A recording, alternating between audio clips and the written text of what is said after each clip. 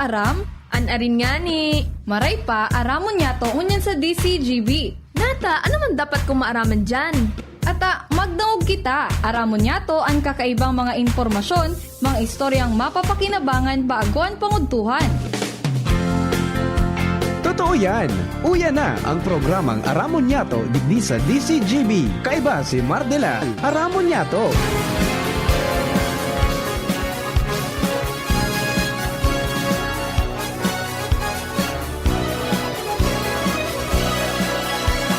Kabayan, dapat mong malaman na kailangan mong maintindihan ang usapan na may kinalaman sa iyong kapaligiran. Gaya ng aming sinabi, makinig ka dito sa inyong bahay, makijaming dito sa programa Mardela ating kasama. Pakinggan natin si Mardela, samahan natin si Mardela sa balita, issue at sa komentaryo. Kay Mardela tayo ay panalo. Mga tugang, good morning! Good morning, Luzon, Visayas, Mindanao. Welcome po sa programa Aramon Nyato kanyang pong aldaw na Ininuwebes. Ultima dia sa bulan Bocan, Hulyo 2025. Happy ang mga misis. Ang mga mister mag-ulit tulos. Kaya na magparapit-apit after 5. Ulit tulos. It's payday. Si iba naubos na. Di ba nagkikwinta pa kung may matatada pa? Anyway, that's life, mga tugang. Kaya, fight na kita. Ibang po sa mga kabarangay po niya ito, ako po ang sunong lingkod, Mardela Deng iba, sa dito sa Napirutian. Welcome po sa programa, alipot lang iribanan tango niyan, Thursday. Every Thursday, pag 11 o'clock, papasok po ang mga friendship natin from DNR Regional Office number 5. Para po sa kapalibutan ta, at amanon ta program, 11 to 12 po yan, every Thursday. And para ma-update kita ka mga pinagigibo po nindang lakdang to protect our environment. Pagkatapos sa mga existing laws and rules, regulations para po dahil kita masala. Because sabi nga nila mga tugang, ignorance of the law excuses no one. Good morning po kay partner King Rinaldo. Diyan po sa Bunker Hill. Hearing man si Jeffrey Santos diyan po sa Queenstown, Australia. Si Sir Banjo Barrios 43002 diyan po sa Alaska. 43016 Sir Arvin Balaoro diyan po sa Dubai. At siyempre si Councilor Joey Maristela. Nangyari na ilig ko sa Senado si Councilor Joey. Pero nagsumitir na ni ka mga resolusyonis niyang paghagad ni mga tabang. Morning ngayon, mate. Watching here in Manila. Sabi ko na. Ayos, paita sana, mate. Yan, tanganin na makadisponil kag traktor. Tapos dump truck. Ay, di ayos na yan. Di ba? Para magamit ka mga parauman na to. Ito yan ang mga kulang natin. Pero dapat yung mga ekipahe para sa agriculture, yung akma lang sa mga dagata. Bako ito masyadong dakulaunan naman. So, tama sana. Di ba? Mga land dealers, yun ang mga kailangan natin dyan. Okay. Mga tugang, sa aga, pizza uno. Di ba? Pero bago po yan, mga tugang, kuhan mo na nga to ang satuya po na baby, ang baby angel na sa linya, at nakatutok ini dyan po sa mga tugang sa magbisita ni DILG Secretary John Vic Remulla kang, ano yan, dyan po sa Kapitolyo Provincial. Nag-assess po siya ka mga kahandaan kasatuya pong mga disaster reduction management offices. Kasabay kan APSI mo. Naang po naman si Governor at saka yung iba pang mga opisyalista. Angel, good morning. Please come in. Yes, good morning, Sir Mar. Good morning po sa mga paraan tabay. Nagpapadagos ko ng Sir Mar itong closed door meeting. Yaong pa lang, Sir Mar, sa itaas. Yaong pa sa mga alkalde ka na manibaybang na syudad at din munisipyo. Higit sa probinsya kan Albay. And then, kasi bago, Sir Mar, bago pa man mag-abot si Secretary John Vic Remulla, nagkayo ka rin po ang katao na makauron si Albay Governor Noel Rosal kung sinabi niya na personal niyang hahagadon at the request kay DILG Secretary John Vic Remulla ang mga dugang na ambulansya as in transport vehicle na itatauhin ni Sir Mar sa mga barangay sa West Coast sa Coastal Provincia. Iyo. Sigon sa gobernador, Kasubago, sabi niya na sa pigiinguway niya talaga Sir Mar na maimbitaran ang sekretaryo sa probinsya dahil sa apera sa mapailing na mga best practices at yung kahandaan na kada best na may kalamidad, gusto niya man na direktang makahuron sa mga alkalde kan na manibay pang mga munisipyo at yung syudad ang sekretaryo para maipaabot man ang sa inang mga concerns sa inang mga respektibong lugar. Pero sa lado niya bilang ama ka na probinsya, dugang na mga ambulansya at yung transport vehicle na hahagado niya dito. Kaya kung po Sir Mar, ang kabsangkan pahayag ni Governor Rosal. So, ambulance ang pingagan. So, para sa Albay man, so, nagagad ako additional na duwang transport patient vehicle para sutabang ko sa mga ararayo ng mga barangay, sa mga pag-deliver or pag-pick up yung mga pasyente and kung yung mga aksidente. Kaya pwede ko kita sa mga ararayo like West Coast, nahiling ko kay Puan because they have 11 barangays. Kay Puan, may vehicle doon na naka-standby na. Ako minsan, it is life and death yan. Pang-accident ko ba? It's a matter of minutes lang. Yun yan ang nahiling ko. And gusto naman ipailing simple sa mga ekipahe na mga vehicles na kumalagnagan tadi mas maray. So anyway, dyan makakaigwa kinit and with the mayors. Ayaw. So, yan po, Sir Mark. And then, totoo, after training meeting, baka pwedeng may makahurot kita sa mga mayor or magpa-onra hindi si Secretary Remulla, makampang man sa media. Pero wala kaya, Sir Mark, i-press conference, itong ambush interview lang, baka ihapot kung ano sa impression niya na nahiling niya itong mga ekipay dito sa probinsya. And then, kung ano man po na may ridugang sa DILG, sa nganing mas mapakusog, handa-handaan kanilang bang mga albayano kada bes na may kalamidad. Yan, tsaka opportune time man yan para sa mga bagong ilihidong alkalde na makaistorya ang DILG Secretary. Taning marimain sila itong Oplan Listo during the disasters. Di ba? Apo, Sir Mar. Yan, okay. Sige. So, yan po, Sir Mar, ang mga pangyayari pa rin sa ikutukan kan DCGB News. Ako po si Inro Montaza, DCGB News. Thank you very much, Angel. Mga tugang, yan po ang satuyang update yan po sa Kapitolyo Provincial. I-connect sa kapagbisita na DILG Secretary John Vic Remulla. Good morning kay Joel Barnedo, J. Barnes Food House. Nangyari. Marin aga po ngaya Idol Bar. Mapamao po kan soup number 5 sa J. Barnes Food House. Oy, tadaan mo ako. Agian ko na sana. And siyempre, good morning kay Master Barber Ricky Balyares. Gwapo kang ibang papamarkang gupit mo. Pangyari, courtesy of Uragon Barbershop. Yan, dyan po sa Del Rosario Street, Santo Domingo, Albay.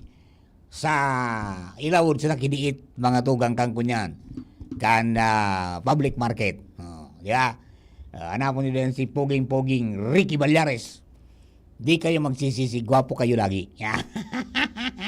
Yes, good morning kay Sir Alan Imperial, kang DPWH First District Engineering Office.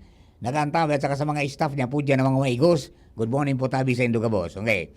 O di, yaon sa Secretary, ang objective niya, mahiling, iyan po ng mga, mga kahandaan tadigdi.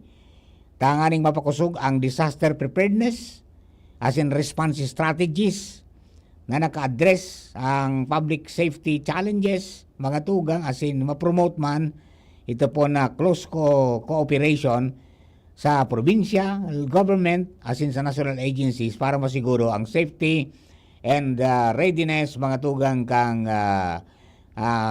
sa tuya pong komunidad dito po sa Albay. Yan po ang mga kamauutan kayan. And good morning man sa mga iba pang konsihalis kan Santo Domingo, kasabay si Mayor Bong duwan sa Senado.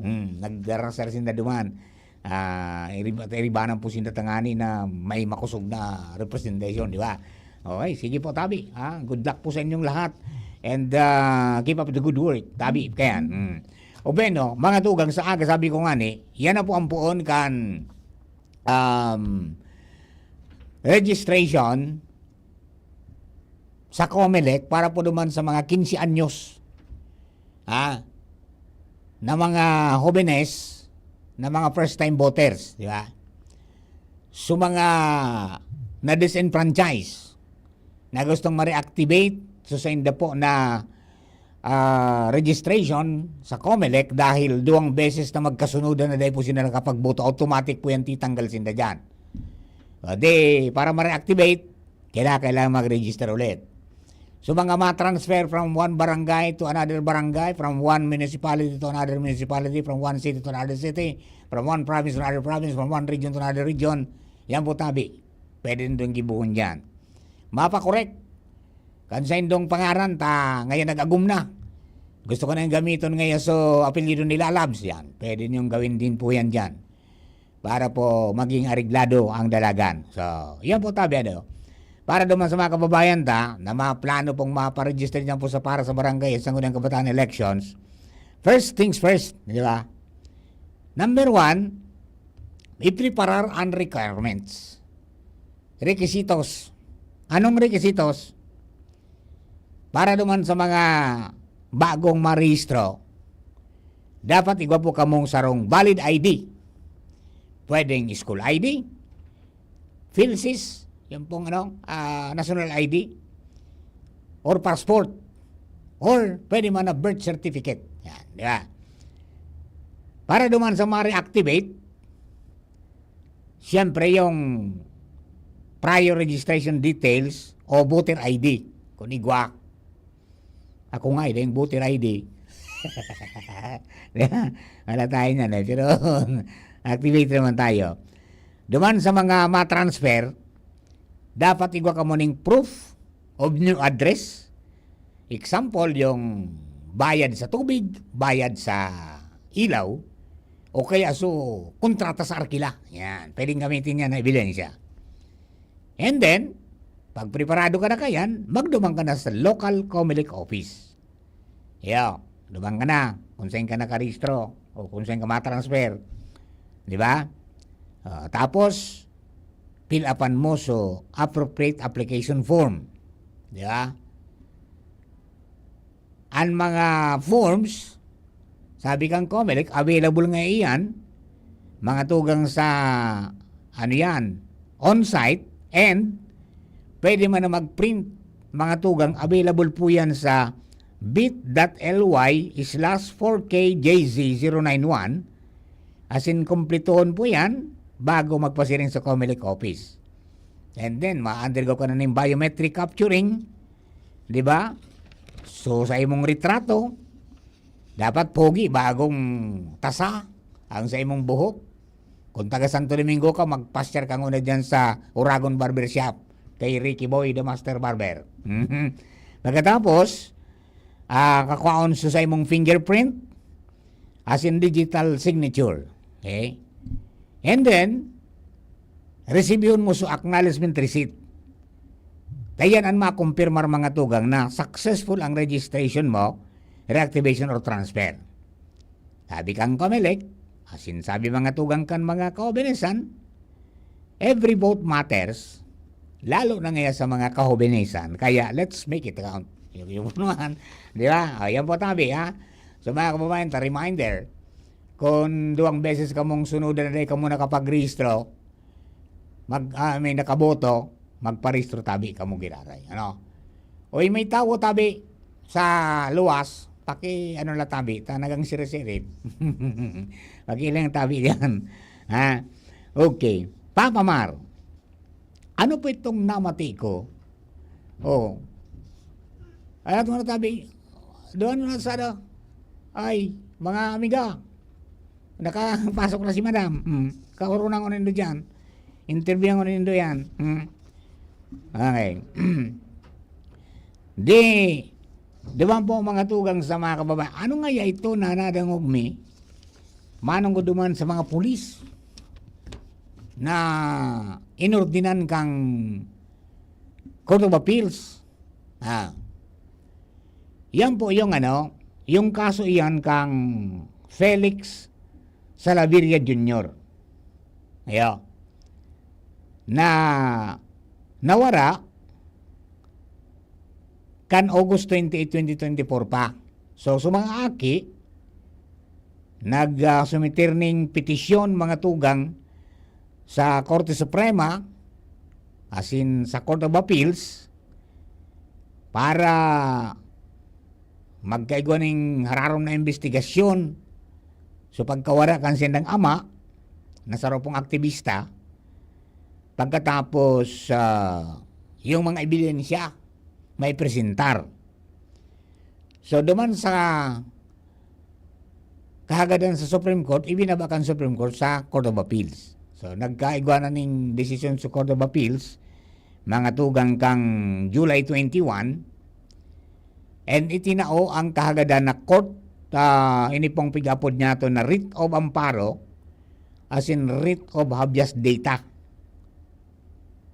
And iyo po yan, so ano yan, pigsasabi na dahil sa aligasyon mga tugang na ito daan na ano yan, na ama si Salaverria, si Felix, dinukot kan daay panamid bid na ahinti kang gobyerno sa Tabaco City, Albay. Ahinti kang gobyerno daw. Kaya sinugo po sa CA, as in itong National Police Commission, sinugo kan CA sa National Police Commission, as in Philippine National Police, na magkondukta nin seryoso, epektibo, as in hararom na investigasyon manungod sa pagkawara po ni Salaverria. Ano ito nga ning aligado na sabi kang kapamilya, dinukot nga kanday pa namin bidbida na hindi kang gobyerno sa Tabaco City. So, ang desisyon na sa luwas kan Petsa 21, ang sabi na nagpalyar ang nagkapirang haralangkaw na opisyal kang pulisya, kaibanan si PNP Chief General Nicolas Torre, as in iba pang opisyal hali sa Criminal Investigation Detection Group, na ipahilingan extraordinary diligence sa pag-imbestigar kang kaso. And sabi kang korte, di nga pwedeng tapusan ng kaso nga base sa nasasarong kulang-kulang, as in bagulbul na investigasyon. So kaibanan sa mga pig-unang bitan po na responsable duman, po sina Police Brigadier General Andre Dizon, yung dating regional director natin dito ng PRO5, nalipat na po silang assignment duman sa PNPA bilang hepe duman. Si Police Colonel Julio Sanueva, so yung provincial director ngunyan, Police Colonel Ivy Castillo, ang Chief Cam sa IDG Regional Office 5 Unit 5, tapos Police Lieutenant Colonel Cirillo Jr., ang hepe ng Tabaco City Police Station. So ang sabi mga tugang CA, mantineron ngaya asin ibiklad ang gabos na ebidensya manungod sa kaso sa Commission on Human Rights, as in iba pang ahensya kan investigasyon. Ayan po yan. And yan po ano, tayo sabi tangani, so ang mga aki kanya ni Felix na sina Felicia as in Gabriel Ferrer, nagdulog po sa Korte Suprema kan 2024 para magagad po ning tabang. Ibinaliwan kan Supreme Court sa kaso sa CA, na po nagpaluwas mga tugang ning writs. Tangani po na nganing magkaigwa ng kalinawan, iyan po na kasong iyan. So yun po yung tabi ang develop ito sa nag-apo tabi ano. Okay, o saro pa, o dahil na magparapasuruway tabi. Tinuldo ka na mga tugang kan mga siyentipiko, so iriwal baga. Araw ito, Jerome, tsaka Ronald, so iriwal ko na rin na nainot ang manok o ang bunay. May nakulo nagtirigbasa. Good morning kay Sir Francis Buale sa mo yung El Presidente kan daing matitinag mga tugang na kabalikat 430 sa Rumong Gabis Chapter Dambu Santo Domingo. Natuldo ka na Sir Francis, ang iriwal kan mga ninuno ta sagod sa ngunyan na mga bagong henerasyon kung ari nainot an manok o an bunay. Ang sabi mga to nga mga siyentipiko, ang manok talaga ang nainot. Kasi Kaya alis bunay. Ata, na magdangog nga niyo. Ang sabi, ang manok, ang nainot, the chicken came first. Aram mo ko nga ta, ito na ang mga tugang na eggshell forming protein. Itong nakakapaporma mga tugang kang arikurong, kan bunay. Itong pigabod na OC-17. Makukuha sa na solamente mga tugang sa guunakan. Dahil ibang pigalian. Kaya, ang sabi kang mga siyentipiko, no chicken, natural. Pag walang chicken, walang egg. Ayaw. Okay, tapos na ang iriwal. Ma'am Joanne, good morning mga friendship dyan sa DNR, Regional Office number 5. Director, yan po tabi, Director. Mga amigo dyan, yan po tabi ang kasimbagan. Dahil na magpara iriwal kung ari na inot kong manok o ambunay. Sinimbag na kan siyentipiko. It is the chicken that came first. No chicken, no egg. Ako po si Mardela. Thank you for giving us company. God bless the Philippines. Tuhod, siko,